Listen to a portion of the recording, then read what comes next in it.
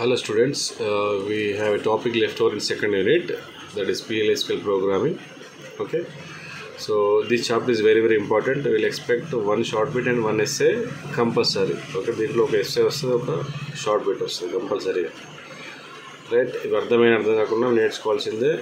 Right, those who have programming knowledge in Java or any other language, so for them means database users, database designers, they could use PLSQL, right, concept for programming on database లో programming చేయాలంటే ఇది వాడాలి.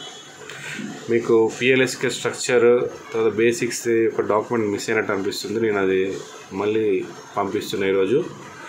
First PLSQL structure, basic structure, condition statements, cursors, exceptions, తర్వాత functions, procedures అనే topic చదవాలి. ఓకేనా? So ఆ document పంపించాలని నాకు తెలియదు. Today I'm posting the PLSQL right full document.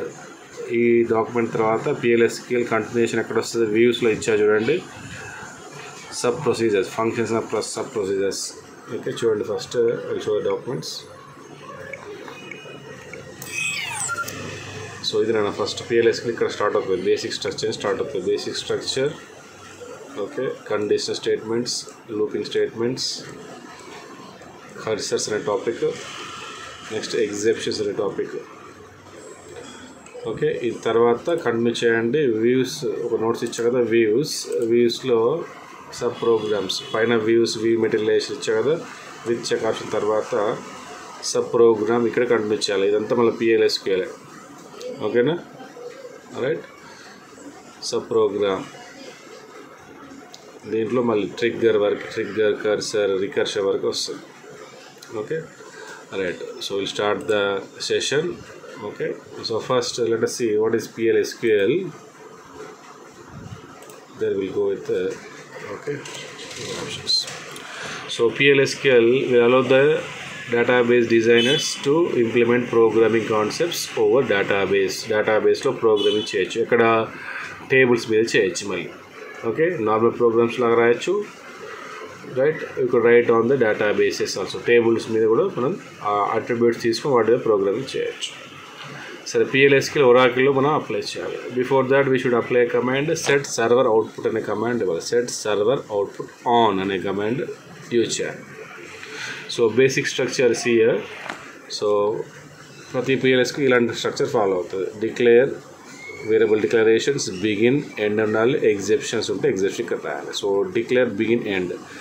Begin and compulsory ఉంటుంది. ఈ 4 కీవర్డ్స్ కంపల్సరీ యూజ్ చేయాలి. Declare, variable declaration, begin, start the execution, statement execution ఉంటుంది ఇక్కడ, మనం ప్రోగ్రామ్ లాజిక్ అంటాం కదా అది, ఫాలోడ్ బై ఎండ్. ఎగ్జెప్షన్ ఉంటే మధ్యలో రాయాలి. రైట్. సరే, డిక్లరేషన్ అంటే ఏంటి? నార్మల్ వేరియబుల్స్ మీకు డిక్లేర్, డేటా టైప్స్ తెలుసు కదా మీకు. So declaration part will consist of all the declaration. For example, v staff number, varchar, v rent number. Okay, so like that. Space బాగా వచ్చింది ఇక్కడ.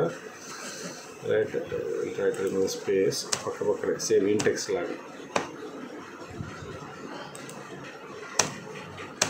Okay, like this you should. Okay, it is also possible to declare the variables from the data type. Table type variables ఉంటే కూడా declare చేయొచ్చు. Okay, staff table for example a variable వి staff number ఎలా ఇవ్వాలి? ఇక్కడ రో type అనేది వాడతా, పర్సంటేజ్ టైప్ అని వాడతా. V staff number, staff dot staff number type. అంటే వి స్టాఫ్ నెంబర్ అనే వేరియబుల్ దేన్ని రిప్రజెంట్ చేస్తుంది? స్టాఫ్ నెంబర్, స్టాఫ్ టేబుల్లో స్టాఫ్ నెంబర్ని రిప్రజెంట్ చేస్తుంది. ఓకేనా? వి స్టాఫ్ నెంబర్ అనేది స్టాఫ్ నెంబర్. ఓకేనా? డిక్లేర్ వేరే V staff number variables same types of staff number column of the staff type అలా రాయొచ్చు. ఓకేనా? ఇంకో టైప్ చేస్తారు, రో టైప్ అని కూడా చేస్తారు. ఓకే, డైరెక్ట్గా కాలమ్ నేమ్ ఇచ్చాం పైన. Here no need of column name. For example declare a V staff record variable. Okay, ఏంటి? V staff record of which data type? Staff percentage row type అలా ఇవ్వచ్చు. Staff table dot column name of type ఇలా కూడా ఇవ్వచ్చు. అంటే ఇలాంటి వేరియబుల్ని ప్రోగ్రామ్లో వాడచ్చు. Okay, you can read, you can use select command, all the commands in PLSQL. ఇలా వేరియబుల్ డిక్లేర్ చేసి మనం యూజ్ చేయొచ్చు. ఓకేనా? మీకు PLSQL ప్రోగ్రామ్ పంపిస్తాను నేను. Right, before that will see ఇలా ఉంటుంది. ఫర్ ఎగ్జాంపుల్ dbms._.putline అనేది వాడతారు ఇక్కడ. ఓకే, ఇక్కడ ఎక్కడ అవుట్పుట్ స్టేట్మెంట్ రాలేదా?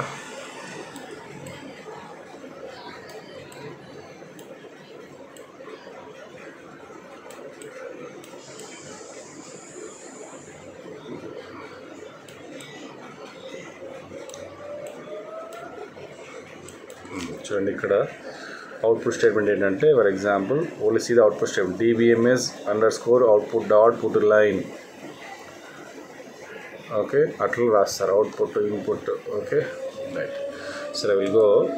నేను ఒక ప్రోగ్రామ్ పంపిస్తా, I will add the program. ఓకేనా, right, with all the sessions. Next control statements వాడుకోవచ్చు ఇక్కడ. ఇఫ్, ఓకేనా, ఇఫ్ కండిషన్ దెన్ సేమ్. ఇక్కడ ఎగ్జాంపుల్ ఇచ్చా చూడండి, same if condition then statements, else statements. Okay, so syntax ఇక్కడ ఇఫ్ ఎల్స్ రాయొచ్చు, else if, okay, nested అన్నీ వాడుకోవచ్చు. సో ఇఫ్ కేస్ అంటే స్విచ్ స్టేట్మెంట్. ఇక్కడ కేస్ ఎలా వాడి ఇక్కడ ఎగ్జాంపుల్ ఇచ్చాను చూడండి. లూపింగ్ స్టేట్మెంట్స్ ఇక్కడ యూజ్ లూప్. ఇక్కడ లూప్ అనేది వాడతారు, లూప్ ఎండ్ లూప్ అనేది. సో ఇలా loop example. Okay, for loop వాడచ్చు ఇక్కడ. For index variable in lower bound to upper bound. Okay, so ఇలా వాడతారు. For loop I staff in. Okay, for example for ఇక్కడ స్పేస్ ఉండాలి. I staff in 1 to number of staff loop end loop statements వస్తాయి. Okay, so looping statement మీకు separate కావాలంటే tutorial ఉంటుంది, దాన్ని చూడండి. PLSQL సపరేట్ ట్యూటోరియల్ అర్థం కావడానికి నోట్స్ సరిపోతుంది. తర్వాత ఎగ్జెప్షన్. ఓకే, ఎగ్జెప్షన్ మనం రేజ్ చేయొచ్చు. Okay, begin. Okay, so raise అనే కమాండ్ వాడాలి ఇక్కడ. బిఫోర్ ఎండ్ ఎగ్జెప్షన్ అనే పదం వాడాలి ఇక్కడ. రేజ్ ఎగ్జెప్షన్ నేమ్ ఇవ్వాలి. ఎగ్జెప్షన్ అంటే రన్ టైమ్ ఎర్రర్. C++లో ఆల్రెడీ నేర్చుకున్నారు what are run time exceptions అనేది, ఎర్రర్స్ అనేది. సో ఎగ్జెప్షన్ క్లాస్ వాడతారు ఇక్కడ. రేజ్ అనే క్లాస్ వాడాలి. ఓకేనా, సేమ్ ఎగ్జాంపుల్ రాయండి. Right, exception. Okay, dbms output which allows output from PLSQL blocks. Output statement ఇక్కడ dbms_output_put.line. ఓకే, అనే concept. Next cursors. Okay, so ఏంటి కర్సర్ అంటే ఏంటి? Okay, so the cursors are used to retrieve the data. The cursor is a PLS construct that allows the user to name the work area and access the stored information in it.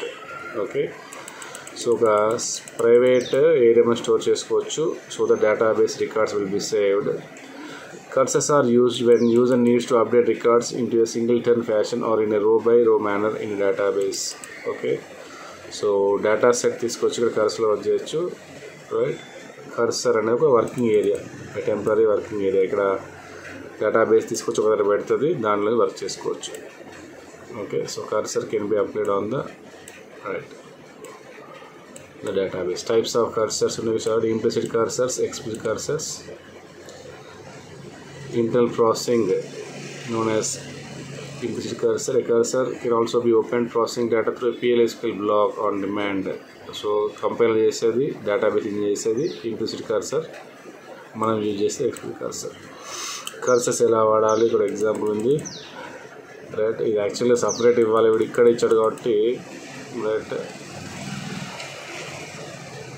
Open, close, fetch ఇలాంటి statements వాడతారు. Once go through cursors example. ఇంకా time ఉంటే చూద్దాం, మీకు ఇక్కడ నేను కలిసినప్పుడు I will try to elaborate more. Okay, ఇంకా చాలా టాపిక్స్ ఉన్నాయి. ఈ డాక్యుమెంట్ పంపిస్తాను మీకు. I think it is missing. Next sub programming. మళ్ళీ సిలో లాగా ఫంక్షన్స్ అలాంటి వాడాలంటే user functions. Okay, that we could use in sub programming PLSQL. ఇంతవరకు చేసినవి PLSQL consist of looping statements, condition statements, exceptions, cursors అనేవి ఉంటాయి. So cursor is a temporary storage area so the data is processed. So ఇక్కడ మళ్ళీ sub programs ఉంటాయి. Sub program అంటే ఏంటి?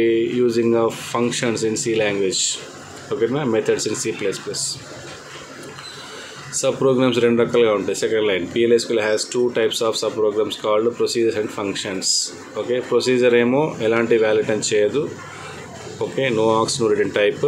Function అంటే with aux with return type, ఓకేనా. మాకు సిలో 4 కేటగిరీస్ ఉంటాయి కదా, విత్ ఆక్స్, నో రిటర్న్, అట్లా. So if a procedure may not return a value, it will be called and it will execute the body. Function అలా కాదు, return చేస్తుంది statement, ఒక వాల్యూ రిటర్న్ చేస్తుంది. ఇక్కడ పారామీటర్స్ ఉంటాయి, function parameters, input parameters, output parameters and the combination of input and output parameters. Okay, so ఇచ్చాబట్టి sub procedure అంటే ఏంటి. తర్వాత సింటాక్స్, జస్ట్ సింటాక్స్ ఎగ్జాంపుల్ రాస్తే చాలు. ఫంక్షన్ ప్రొసీజర్ ఎలా క్రియేట్ చేయాలి example. Create or replace procedure, procedure name, begin, exception, end. So PLSQL structure follow అవుతాం. ఇక్కడ ముందు క్రియేట్ అనే స్టేట్మెంట్ రాయాలి. Create function, function name, create procedure, procedure name, రెండు సేమ్ సింటాక్సే. ఇన్పుట్ పారామీటర్స్, అవుట్పుట్ పారామీటర్స్ ఉంటే రాస్తారు.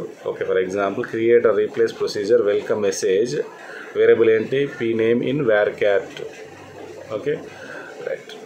సో బిగిన్, ఎండ్, ఇక్కడ అవుట్పుట్ ఇలా వస్తుంది, dbms dot output dot put line welcome p_. Okay, so మీకు వెల్కమ్, రైట్, ఒకటి ఇస్తాం మన ఇస్తే వస్తుంది, welcome Gopi, welcome, right, Raju, అట్లా వస్తుంది ఇన్పుట్లో. Syntax to create a function, function syntax కూడా సేమ్ ఆల్మోస్ట్, ఓకే కదా, రైట్. ఇక్కడ బయట రిటర్న్ టైప్ వస్తుంది అంతే. ఇక్కడ అవుట్పుట్ పారామీటర్ తర్వాత డేటా టైప్ వస్తుంది, return type. Okay, return statement వస్తుంది, రిటర్న్ డేటా టైప్ వస్తుంది. ప్రొసీజర్లో రిటర్న్ ఉండదు అంతే, right. Go through the example. Okay, తర్వాత ప్యాకేజ్ ఉంటుంది. ప్యాకేజ్ అంటే ఏంటి, మళ్ళీ next topic. Packages A collection of procedure functions variables. నువ్వు రాసిన ప్రొసీజర్ ఫంక్షన్స్ ఒక దగ్గర నువ్వు స్టోర్ చేసుకోవాలంటే కనుక స్టోర్ చేసుకోవచ్చు. ఫర్ ఎగ్జాంపుల్ ఇంపార్టెంట్ క్వశ్చన్స్ రాసుకుంటాం కదా ఒక దగ్గర, essay క్వశ్చన్స్ అని, maths questions, some computer science question ఒకే బుక్లో రాసుకుంటున్నాం for example. So first 5 pages maths, next 5 pages computer science, next 5 pages electronics, ఇట్లా రాస్తాం కదా. A package is a collection of procedure functions, variables and SQL statements that are grouped together and stored as a single program unit. Okay, so package specification ఉంటుంది, package body ఉంటుంది, 2 parts ఉంటాయి. ఎందుకు package provide form of encapsulation. మీకు C++లో నేర్చుకున్నారు మీరు, C++లో ఏంటి, ఒక ప్రోగ్రామ్ రాసి దాన్ని లైబ్రరీకి సేవ్ చేసి దాన్ని ఇంకొక ప్రోగ్రాంలో యాక్సెస్ చేయొచ్చు. ఇక్కడ కూడా మనం ఒక ప్యాకేజ్ని రైట్ క్రియేట్ చేసి దాన్ని ఆ ప్రొసీజర్ని మళ్ళీ కాల్ చేయొచ్చు.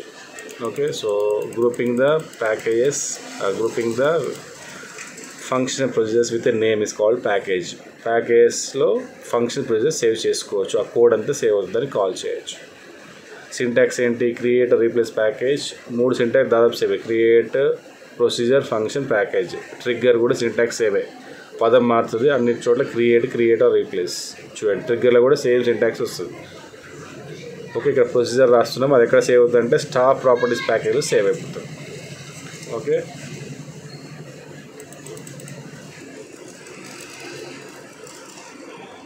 దీన్ని ఎలా కాల్ చేయాలి, we could call the properties staff as follows. Staff procedure package dot properties for staff of SG14 ఇలా కాల్ చేస్తారు. Package name dot procedure name, ఓకేనా. ప్రాపర్టీస్ ఫర్ అంటే ప్రొసీజర్ నేమ్ కాల్ చేస్తే మనకు వేసుకుంటాం.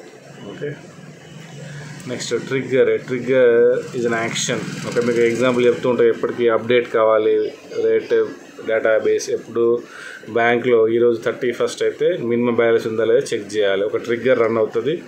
అది కూడా ఒక ప్రొసీజర్, ఒక ఫంక్షన్. ఎవరికైతే మినిమం బ్యాలెన్స్ తక్కువ ఉందో వాళ్ళకి ఆటోమేటిక్గా -50 యాడ్ అయిపోతుంది. సో అది ఇక్కడ trigger. And action that the database should take when some event occurs. Okay, ఎలా ఇది create, before inserting the record, after inserting record, updating the record, ఇలాంటి యాక్షన్ చేసినప్పుడు ఆ ట్రిగ్గర్ ఇన్వాల్వ్ అవుతుంది. నువ్వు డిలీట్ చేస్తున్నావు ఫర్ ఎగ్జాంపుల్ రికార్డ్స్, అప్పుడు trigger వస్తుంది ఏంటి, you are not permitted to, నీకు మెసేజ్ వస్తుంది, you are not allowed to delete the database, you are not allowed to write insert the record, update the record, delete the records అట్లా. లేదా update చేస్తున్నప్పుడు trigger, ఇప్పుడు చెప్పే కదా update example, salary update చేస్తున్నప్పుడు ఆ ట్రిగ్గర్ ఇన్వోక్ అవుతుంది. Okay, so advantage of triggers ఉంది కాబట్టి question important. Trigger definition, syntax, advantage disadvantage చదువుకోండి. అడ్వాంటేజ్ అంటే ఏంటన్నది. ఓకే, తర్వాత last topic right, recursive with అనే ఒక ఆప్షన్ ఉంది ఇక్కడ. రికర్సివ్ విత్ అంటే రికర్షన్ లాగా ఇక్కడ అప్లై చేయొచ్చు. Okay, so the with class అనేది the with class let's define inline views okay to across the entire query and you can define sub query recursively. ఒక క్వరీలో మళ్ళీ సబ్ క్వరీ డిఫైన్ చేయబడుతుంది, దాన్ని రికర్షన్ అంటారు. ఓకేనా, సో సేమ్ ఎగ్జాంపుల్ మన factorial example ఇచ్చాము ఇక్కడ. With factorial as select okay union all, ఇక్కడ యూనియన్ ఆపరేషన్ చేస్తుంది మళ్ళీ. ఓకేనా, ఇది ఒక రేర్ టాపిక్, ఇది యాస్టిస్గా చదవండి, దాంట్లో ఏముందో చదవండి. ఓకేనా, రైట్, ఇచ్చిన నోట్స్ ఫాలో కాండి. ఇప్పుడు చాయిస్ అయితే ఏం లేదు. Will see whether we could discuss the PLSQL separately and try to do in the next session when college starts. So PLSQL అంటే ప్రోగ్రామింగ్ లాంగ్వేజ్. ఇక్కడ ఒక బేసిక్ స్ట్రక్చర్ ఉంటుంది, ఆ స్ట్రక్చర్ ఫాలో కావాలి. దెన్ ఇక్కడ DBMS _output put dot put line అనే ఒక statement ద్వారా అవుట్పుట్ ప్రింట్ చేయొచ్చు, వేరియబుల్ డిక్లేర్ చేసుకోవచ్చు. తర్వాత ఇక్కడ కండిషన్ స్టేట్మెంట్స్ వాడచ్చు, లూపింగ్ స్టేట్మెంట్స్ వాడుకోవచ్చు, ఎగ్జెప్షన్స్ అప్లై చేయొచ్చు ఇక్కడ. నెక్స్ట్ సబ్ ప్రొసీజర్స్ ఉంటాయి ఇక్కడ, మళ్ళీ ఫంక్షన్స్ ప్రొసీజర్స్ ఉంటాయి. Okay, we could make them as a separate. Okay, వాటిని సపరేట్గా సేవ్ చేసుకోవచ్చు ప్యాకేజ్ రూపంలో. Package name dot procedure call చేస్తాం. Next triggers are the actions on the database. Okay, అవి ఎప్పుడు ఓపెన్ అవుతాయి? ఇన్సర్ట్, డిలీట్ అని ఓపెన్ చేసినప్పుడు లేదా మోడిఫై చేసినప్పుడు ఓపెన్ అవుతుంది. ఓకే, సో మీకు PLSQL ట్యూటోరియల్ ఉంటుంది, అలా చూడండి, క్లియర్గా తెలుస్తుంది. అదంతా చెప్పాలంటే కనీసం ఒక 20 days పడుతుంది మొత్తం డిస్కస్ చేయాలంటే. నార్మల్గా PLSQL మనకు బ్రీఫ్గా ఇచ్చాడు, definition example. So we should follow that one. ఈ PLSQL మళ్ళీ వీళ్ళతో చెప్తా. ఓకేనా, రైట్, ఎందుకంటే వీడియో లెంత్ బాగా అయిపోయేసరికి ఎక్కువ డేటా కన్జ్యూమ్ అవుతుంది. So briefly I'm closing. Right, okay.